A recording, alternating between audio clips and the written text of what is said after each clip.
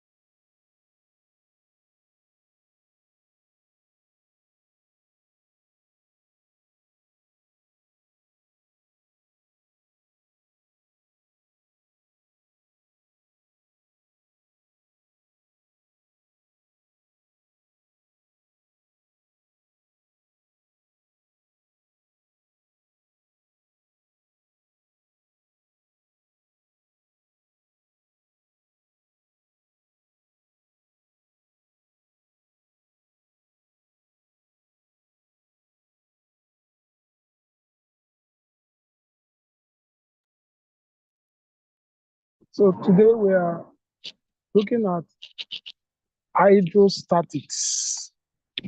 Now I want to encourage all of you to click the subscription button, the subscribe button.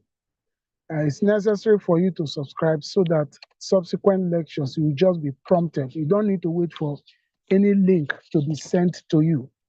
You will just get the prompt that the lecturer is online, and all you need to do is to click and then join. So click the subscribe button. So we are looking at another topic, hydrostatics. If you look at the word hydrostatics from two words, hydro and statics. Hydro means anything that, like hydro simply means fluid, and statics means something that is stationary. So what is hydrostatics? So it is the study of fluid mechanics that deals with fluid at rest, or the study of fluid at rest. The study of fluid mechanics that deals with fluid at rest. Now, when you talk of fluid, fluid is not simply water, because most students will, when you ask them what is fluid, what comes to their mind is liquid. So liquid is not the only fluid. Gas is also fluid.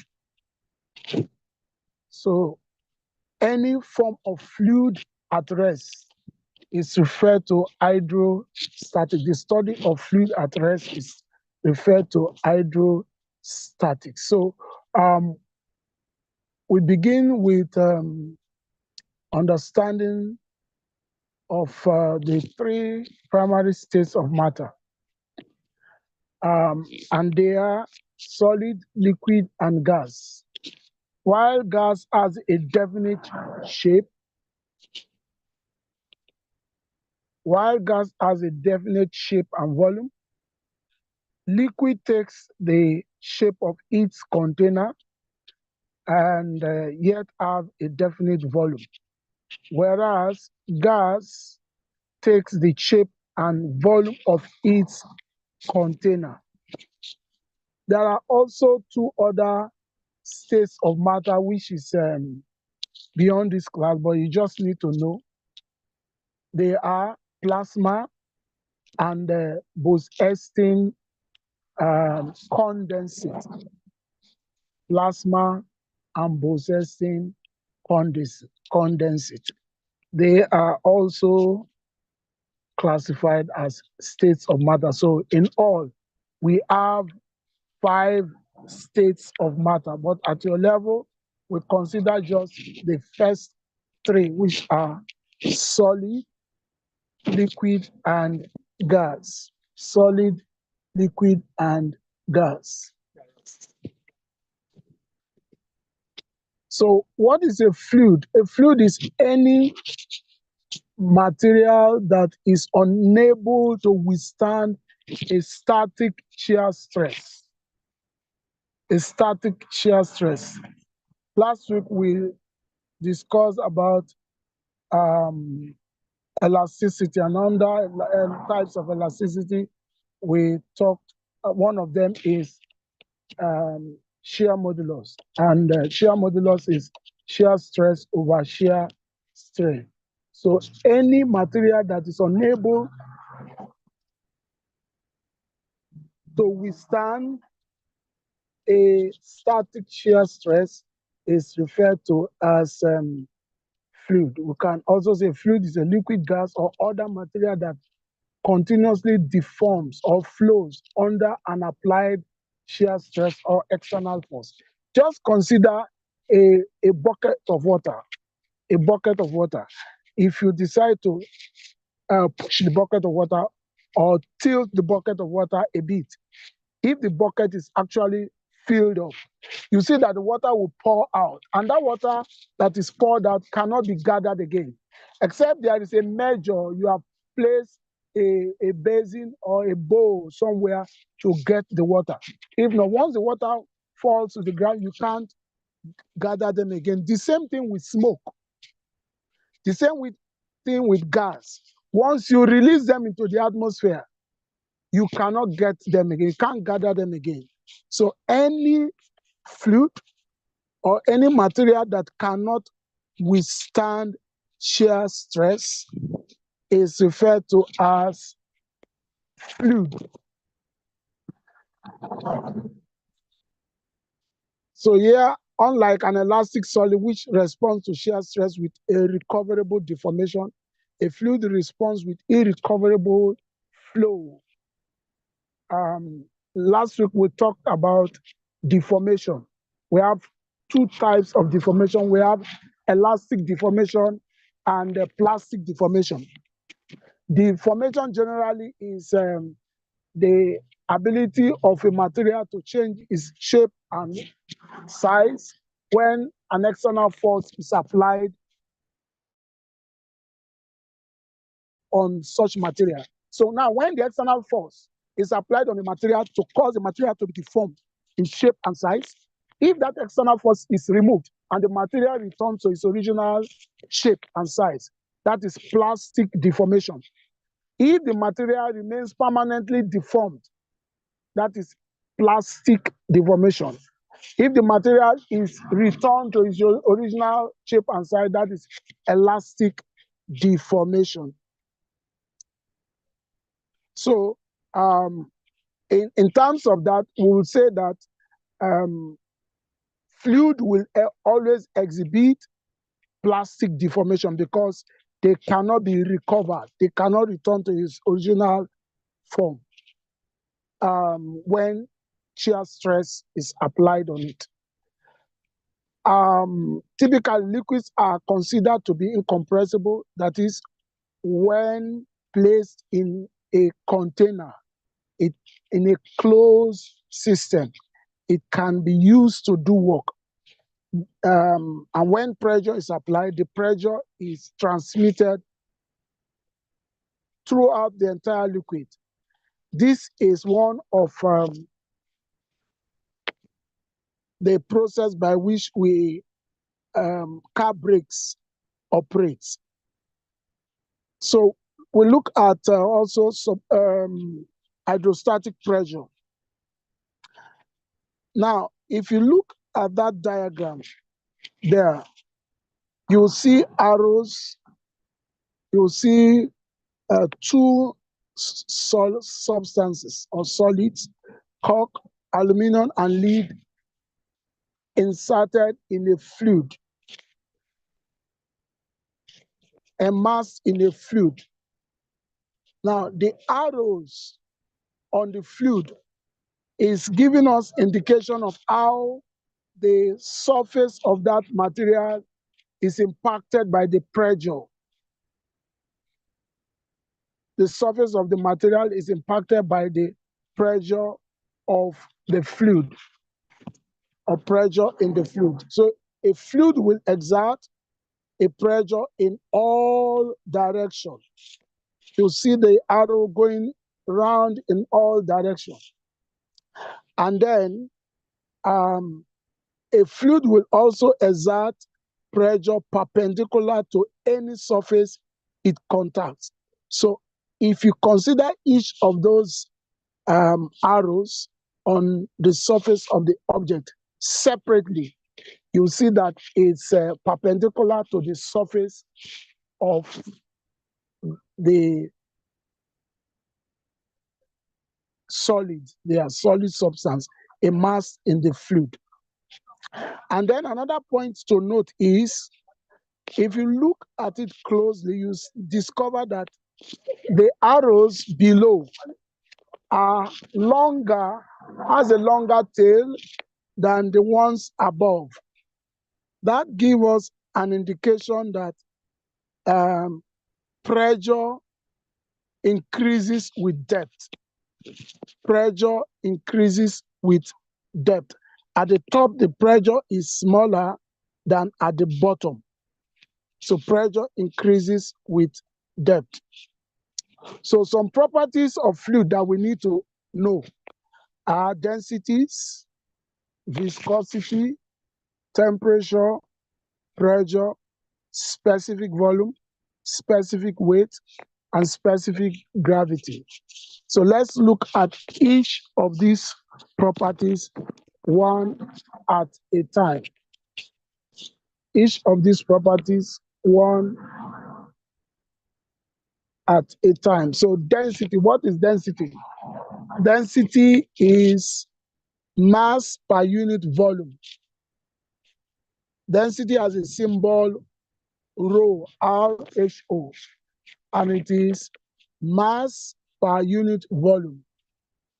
The unit is kilogram per meter cube. Kilogram per meter cube. Now, in terms of pressure, how density relates with pressure, we can get this from our universal gas equation. So there we have PV is equals to mRT, where P is pressure, V is volume, M is mass, R is universal gas constant, and T is temperature. T is temperature. So in that equation, if I move V or divide both sides of the equation by V, I will have the second equation, which is P is equal to mVRT. And we have defined pressure before as mass per unit volume. So I can replace the M over V there with density. Sorry, we have defined density as mass per unit volume. So I can replace the M over V with density rho. So that brings the relationship between pressure and density to us. P is equal to rho RT, which means that pressure varies directly as density. So if the pressure increases, the density also increases, and if the density increases, the pressure will also increase. Increase in density will lead to an increase in pressure. Increase in density will lead to an increase in pressure. So in general, density of a fluid decreases with increase in temperature. Because if you look at that same equation, you will see that if we rearrange it to make density the subject of the formula there, we are going to have,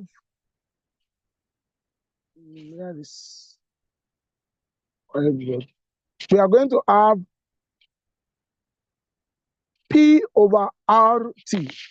Density will be P over RT. P for pressure, R for universal gas constant, and T for temperature. So the relationship shows that density is inversely proportional to temperature, but directly proportional to pressure.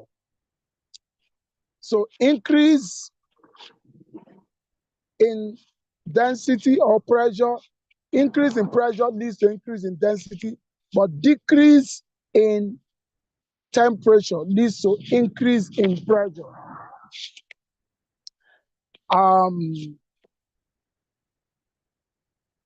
The above equation is used to find the density of any fluid if the pressure and temperature are known.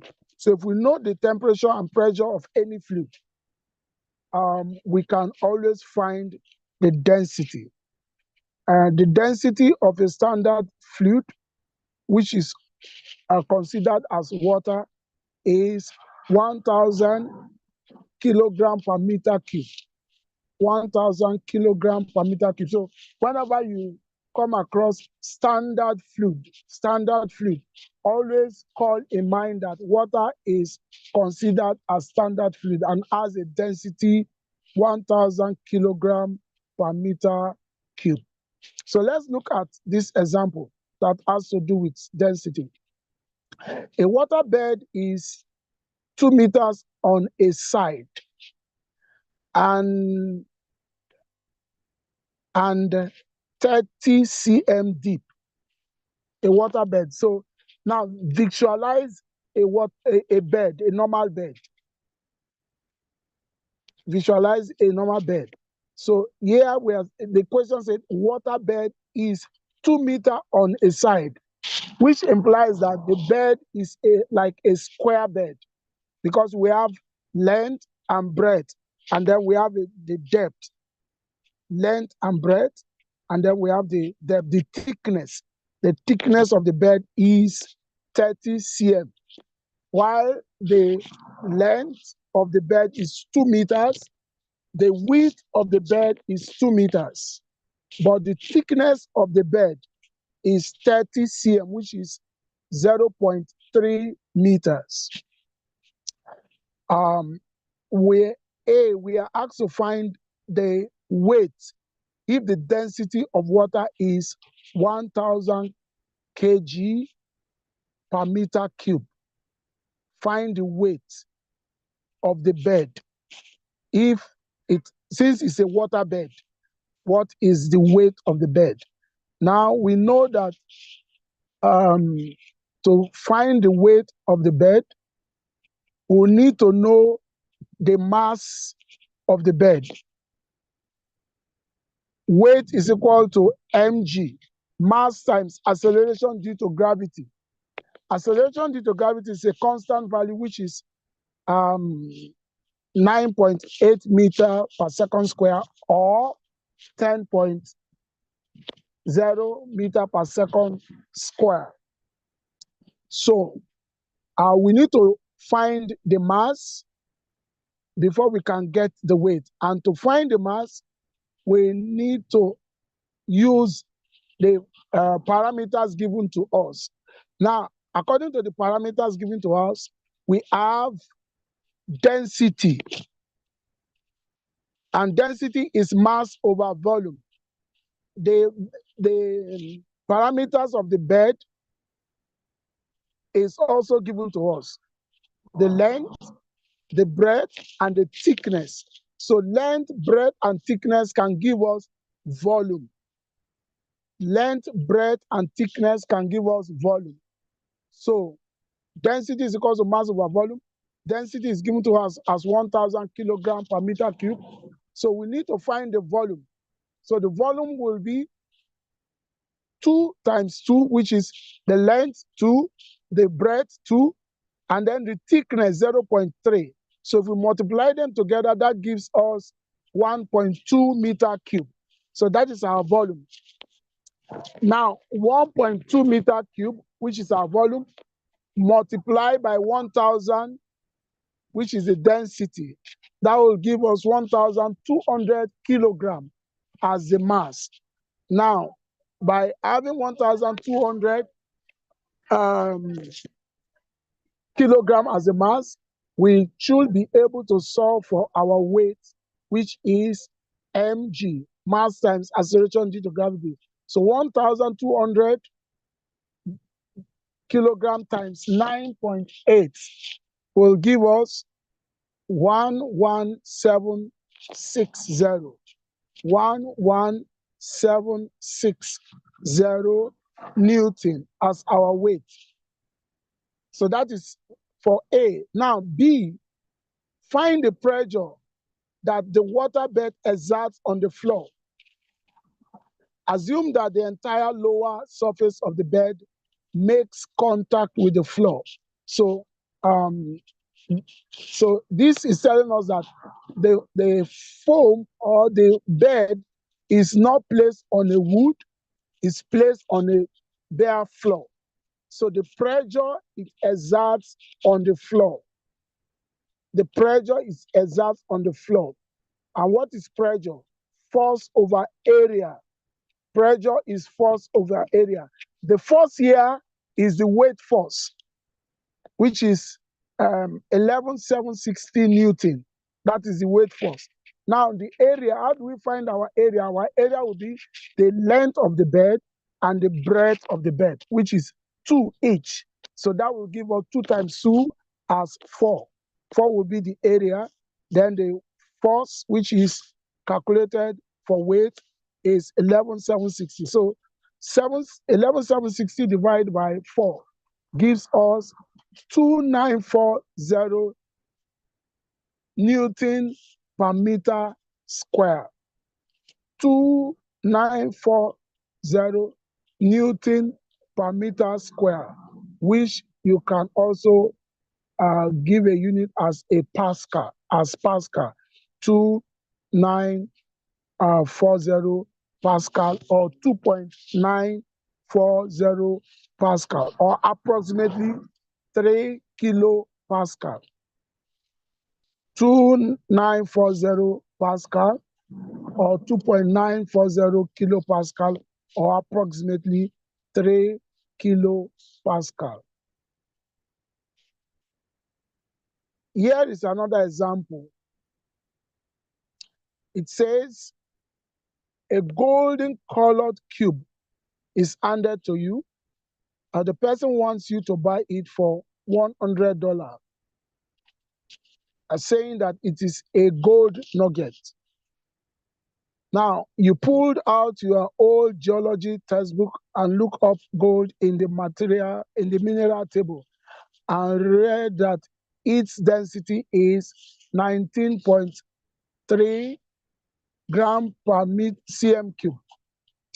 You measure the cube and find that it is 2 cm on each side and weighs 40 grams. What is the density of the cube or the gold colored cube? And then the question followed, is it a gold, that is a pure gold? And then the next question is, should you buy it? So this kind of example is a probing example. You are handed over a gold colored cube, and then you are asked to buy it for $100. Now you want to determine whether the gold colored cube, golden colored cube given to you is a pure gold. So that made you to check out the density of original gold. So original gold, pure gold, it has a density of 19.3 gram per cm cube. So what should you do as a geologist or a physics student? You have to determine the density of that golden cube given to you, so that you will compare the density of that cube given to you and the real density of gold. So if the density are the same, then you know that you have a pure gold in your hand.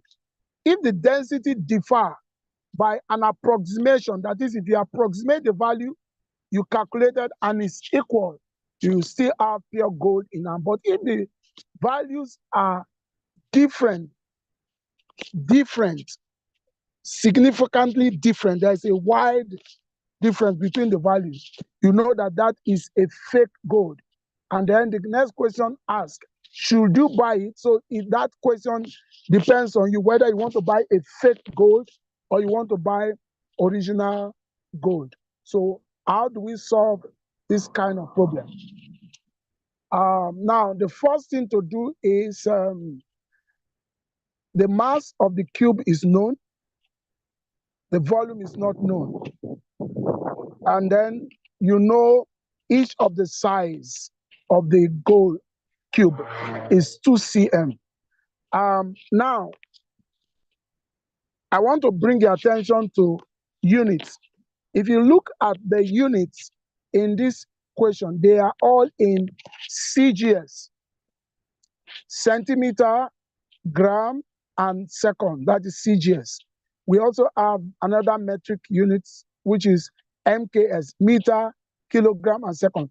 Now here you have all in CGS, so you don't need to convert to standard unit, which is meter, kilogram, second. You don't need to do that. You just solve them the way it is.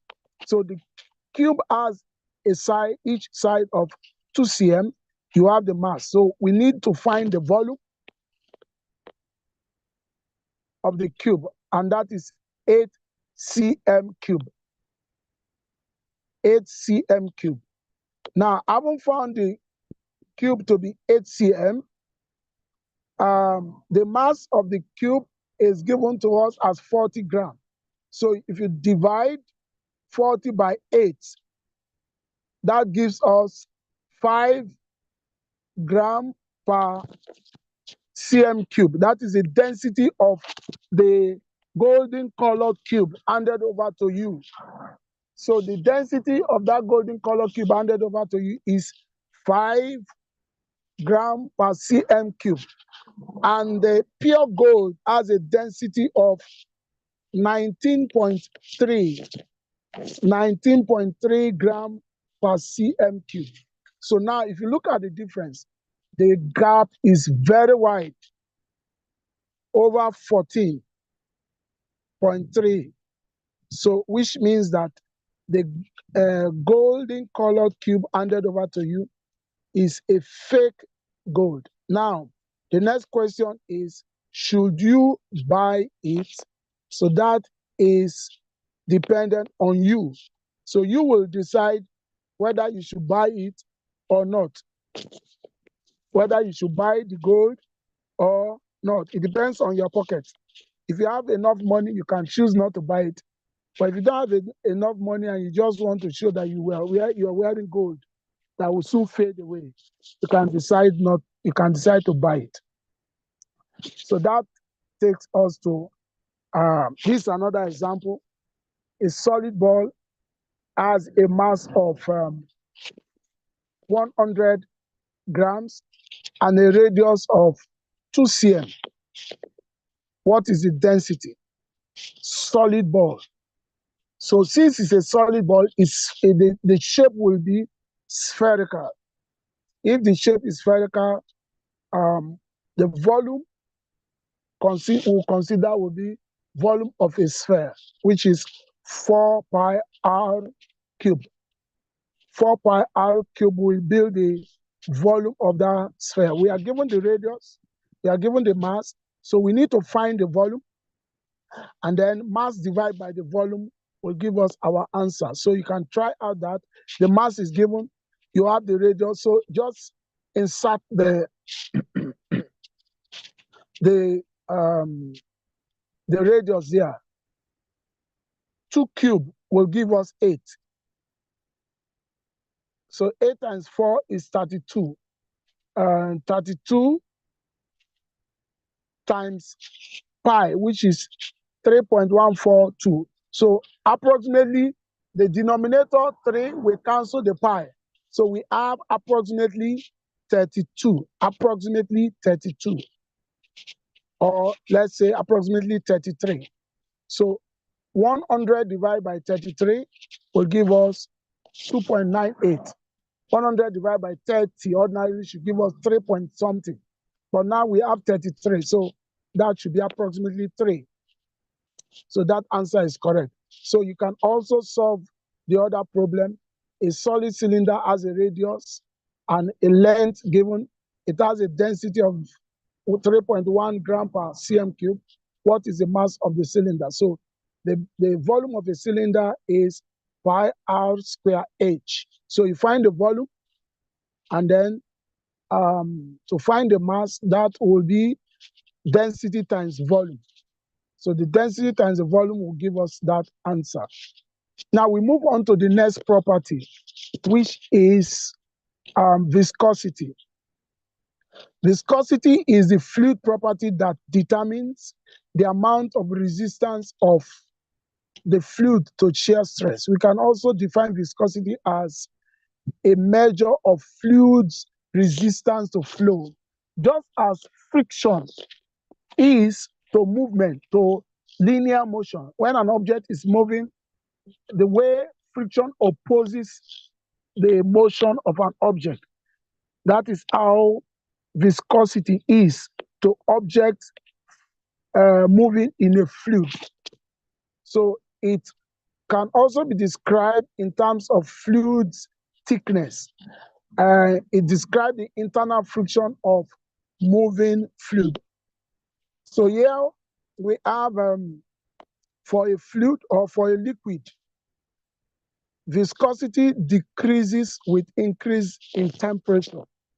And in a gas, viscosity increases with increase in temperature. Take, for instance, palm oil. If you heat up palm oil is thick on a normal day. Palm oil is thick on a normal day, does not flow freely. But when you heat up palm oil, you notice that it becomes very light and will flow freely. What have you done? You have increased the temperature of the palm oil, which means that the viscosity will decrease. The viscosity will decrease. A small viscosity implies that the fluid will flow easily. A higher viscosity implies that the fluid will flow slowly, like a palm oil on a normal day will have a high viscosity. Honey will have high viscosity, but water has a small viscosity. So if you increase the temperature of palm oil, the viscosity will decrease. For gas, it is reverse. When you increase the temperature of a gas, the viscosity will also increase. So we have the formula for viscosity there. The symbol for viscosity, which is coefficient of viscosity there, is called NO. No, NHO, just like rho, RHO. This is NO, NHO, is equal to force over area times velocity gradient. Velocity gradient. So dV over dx is called velocity gradient. F is force, A is area, and the coefficient of viscosity is called NO. The unit of viscosity is Newton second per meter square. Newton second per meter square.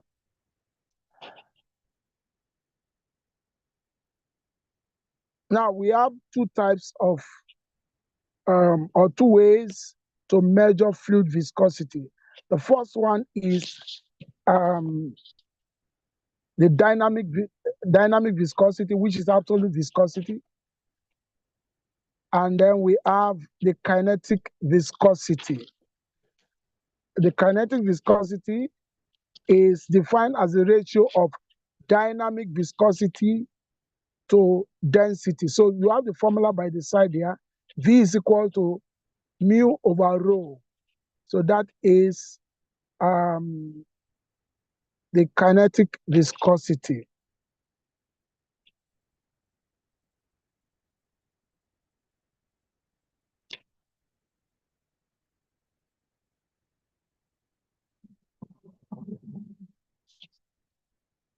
And now the difference between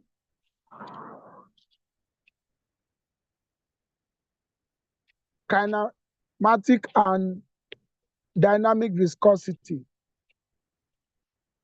In terms of property, kinematic viscosity is also known as diffusivity of momentum, while dynamic viscosity is also known as absolute viscosity. What they represent, kinematic viscosity represents the inertia as well as viscous force, while dynamic viscosity represents the viscous force of the fluid. They have different symbols, V and rho, V and mu, V and mu. Kinematic viscosity is the ratio of dynamic viscosity to density, while dynamic viscosity is the ratio of shear stress to shear strain. When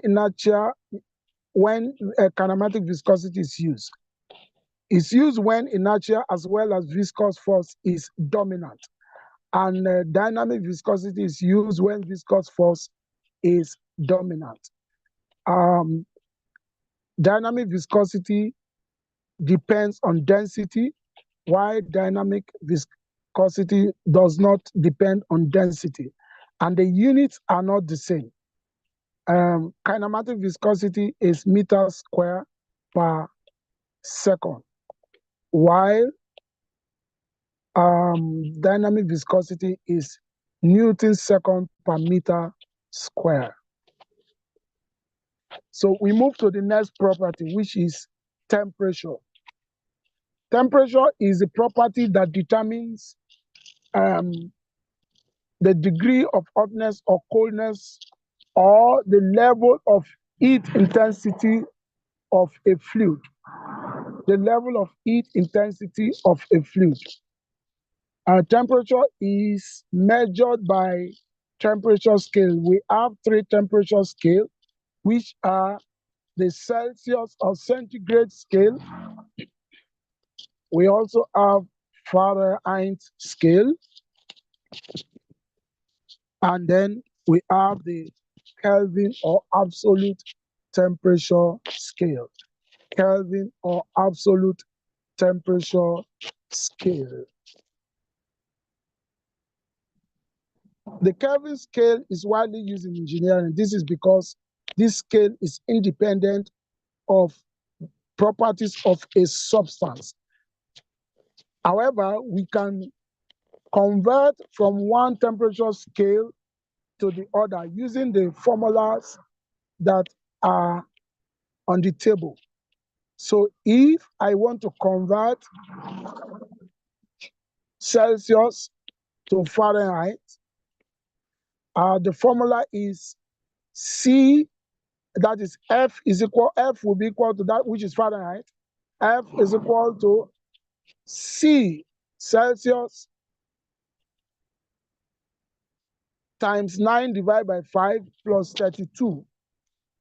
So for instance, if I'm given a temperature in Celsius scale, temperature, let's say 40 degree Celsius, and I'm asked to convert to Fahrenheit, 40 degree to Fahrenheit will be 40 times 9 divided by 5 plus 32. So 40 times 9 divided by 5, 40 divided by 5 is 8. 8 times 9 is 72. 72 plus 32 is 104. So 40 degrees Celsius in Fahrenheit is 104 Fahrenheit. 104 Fahrenheit. And then to convert Celsius to Kelvin is by addition of 273.15. 273.15. Similarly, we can convert Fahrenheit to Celsius. So if I want to convert Fahrenheit to Celsius, the formula is F minus 32 times 5 over 9. So let's assume that I'm given a temperature in Fahrenheit of 100 Fahrenheit, and I'm asked to convert it to Celsius.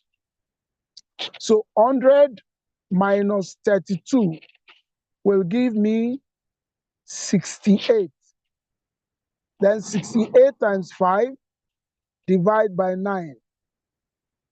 68 times 5 divided by 9. 68, that is divided by 9, is approximately 8 times 5. So our answer will be less than 40. Less than 40 Celsius. Less than 40 degrees Celsius. Now, you cannot convert from Fahrenheit to Kelvin directly. You have to first convert from Fahrenheit to Celsius before you move on to Kelvin. You have to convert Fahrenheit to Celsius before you move on to Kelvin.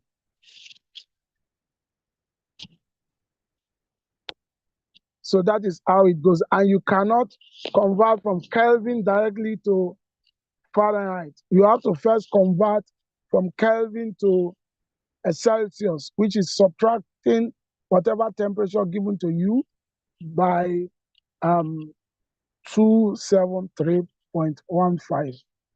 And then you now convert it to Fahrenheit. The next property is pressure. The next property to consider is pressure. One of the most important applications of a fluid is its pressure. When a force acts perpendicular to a surface of area A, the pressure exerted on the surface is defined as force per unit area. And that force per unit area is known as pressure. When you apply a force to any object, just like let's say you are holding someone's hand and you are exerting strength on that person's body. You held the person so tight. You have exerted force on that area. The person will be under pressure. The person will be stressed.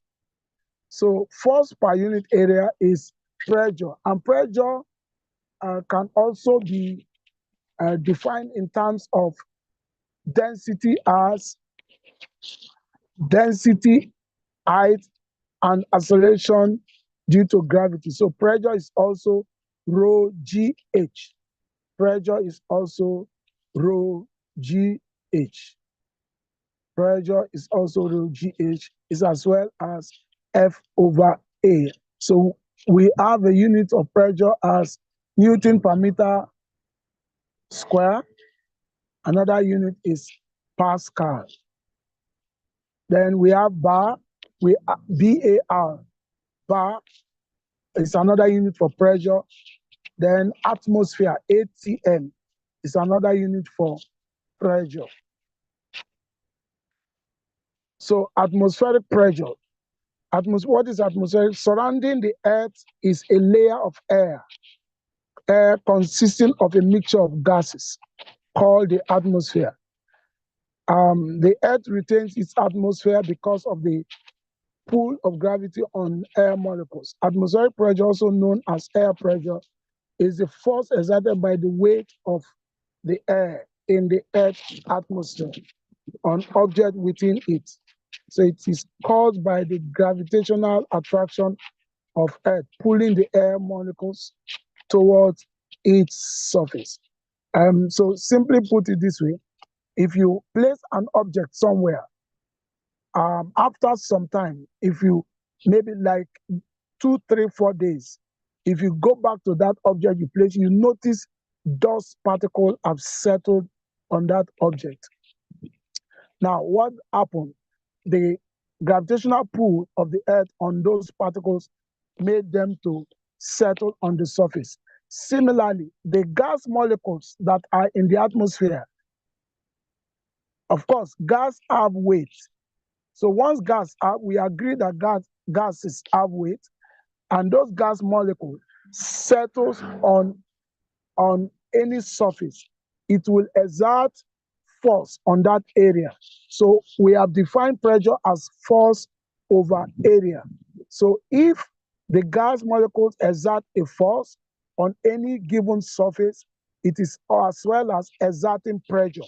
And that pressure it exerts on a surface is called atmospheric pressure. Atmospheric pressure. Atmospheric pressure is measured using a barometer.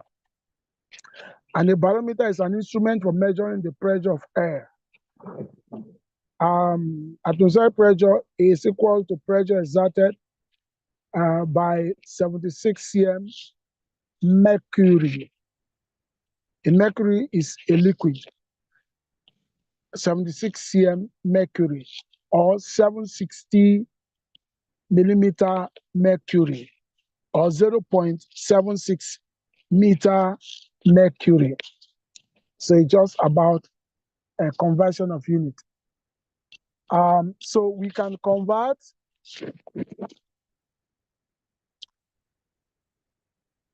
the atmospheric pressure from mercury to Pascal. 76 cm can be converted from 76 cm mercury can be converted to Pascal. And the first thing to do is to convert the cm to meter. So that is 0.76 times the density of mercury. That's 76 cm.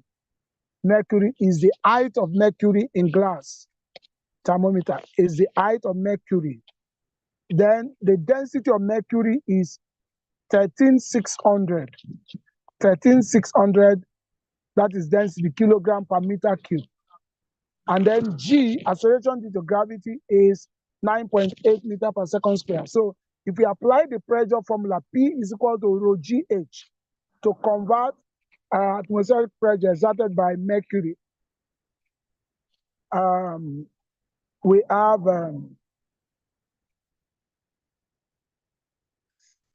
7,6 times 10 raised to minus 2, 13,600 times 9.81.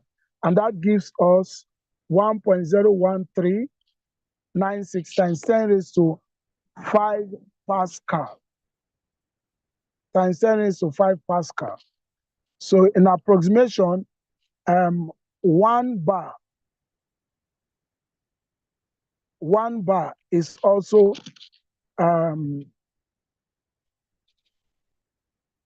here. If you look at the note here, an alternative unit of pressure that is used when dealing with atmospheric pressure is called the bar. 1 bar is 1 times 10 raised to 5 Pascal. 1 times 10 raised to 5 Pascal. And then 1.014 bar is equal to 1014 meter bars.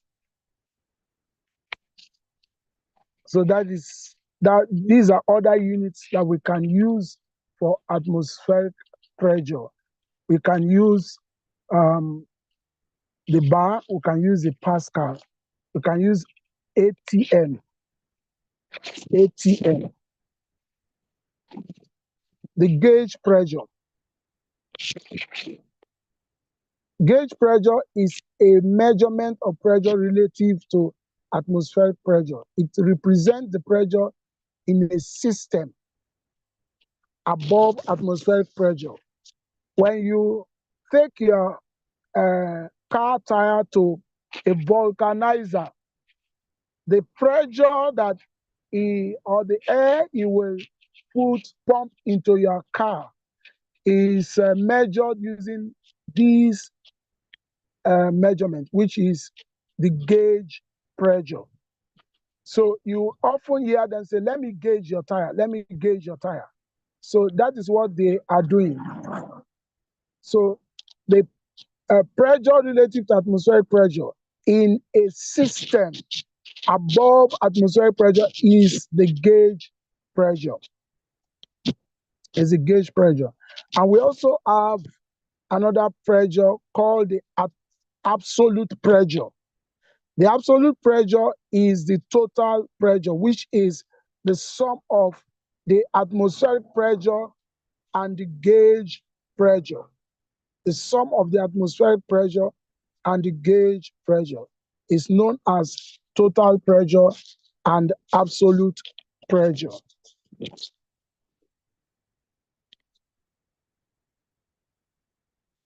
So let's look at this example. What is the difference between hydrostatic pressure of blood between the brain and the soles of the feet of a person whose height is 165 cm? Suppose the density of blood is 1.0 times 10 raised to 3 kg per meter cube. And acceleration due to gravity is given to us as 10 meters per second square. So here we are asked to find pressure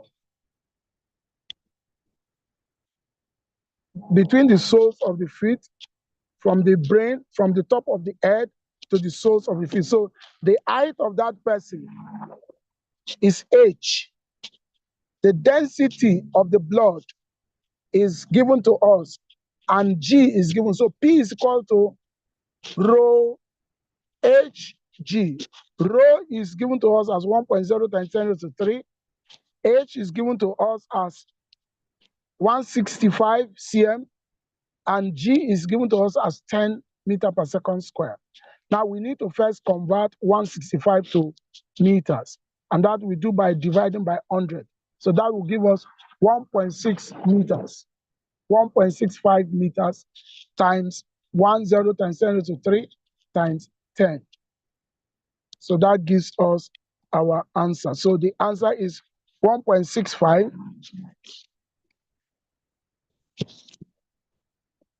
1.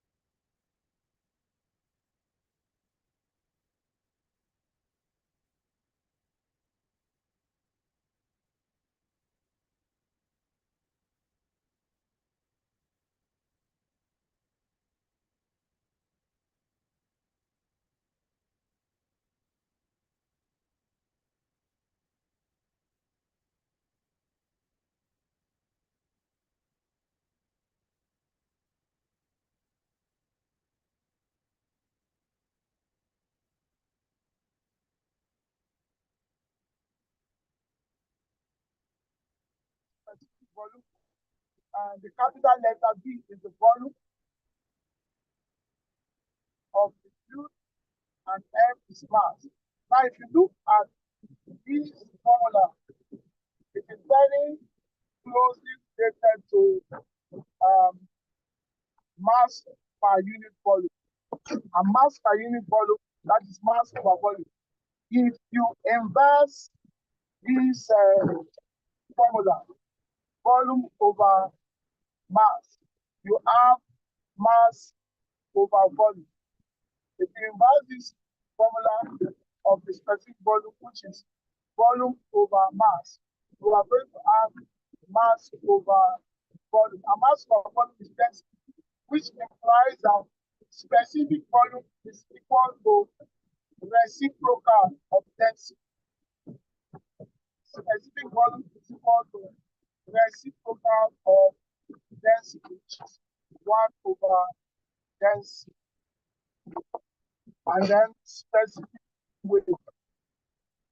Specific weight is the weight possessed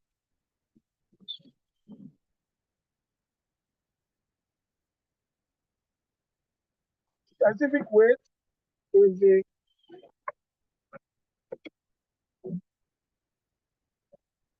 weight possessed by unit volume of a fluid. Weight possessed by unit volume of a fluid. So weight over weight over volume. Weight over volume is specific weight. Weight over volume. And then the next property to consider is specific gravity. Specific gravity, which is specific weight of a given fluid, the specific weight of a standard, specific weight of a given fluid, ratio of specific weight of a given fluid to the specific weight of a standard fluid. You can also define specific gravity as density of a given fluid to density of a standard fluid. So remember, I mentioned that when you come across the word standard fluid, you should always consider water as the standard fluid, which has a density of 1,000 kilogram per meter cube. 1,000 kilogram per meter cube. 1,000 kilogram per meter cube. So here we have examples. Like I said before, if some of you just join, ensure that you click the subscribe button. Every one of you, just click the subscribe button so that subsequent lectures, you will not need to wait for um, any link. Immediately the lecture starts, even if you are forgotten, you will be prompted. You will be prompted. So ensure that you click the subscribe button. It's very important that you do that because you are going to be having a lot of classes now. So ensure that you click the subscribe button. So let's take this example and call it a day. Then we'll meet again on Friday. We'll meet again on Friday to continue from where we're going to stop. So let's look at this example. You have a sample of granite with density 2.8 gram per cm cube. The density of water is 1.0 gram per cm cube. What is the specific gravity of your granite? What is the specific gravity of the granite? Remember, specific gravity is the weight of a given object over the weight of the standard object, or the density of a given object to the density of a standard object. So here, the density of the granite is 2.8. The density of the standard object or substance, which we consider as water, is given as 1.0. So if we substitute the values there, 2.8 divided by 1.0, you don't need to convert the unit because the units are the same. They are all in CGS. The units are the same. They are in CGS.